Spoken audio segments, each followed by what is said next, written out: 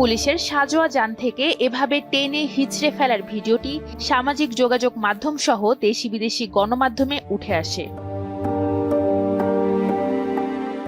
এমন নির্মমতার শিকার যুবকের নাম শাহিক আশাবুল ইয়ামিন। তিনি রাজধানীর মিরপুরের Military Institute of Science and Technology MISTর কম্পিউটার বিজ্ঞান ও প্রকৌশল বিভাগের ৪র্থ বর্ষের শিক্ষার্থী। সরকারি চাকরিতে কোটা সংস্কার আন্দোলনকে কেন্দ্র করে সাভারের পাকিজা মডেল মসজিদের কাছে ঘটনাটি ঘটে গত ১৮ জুলাই। ১৭ জুলাই ইয়ামিন বিশ্ববিদ্যালয়ের হল বন্ধের নির্দেশনা পেয়ে বাড়িতে চলে আসেন।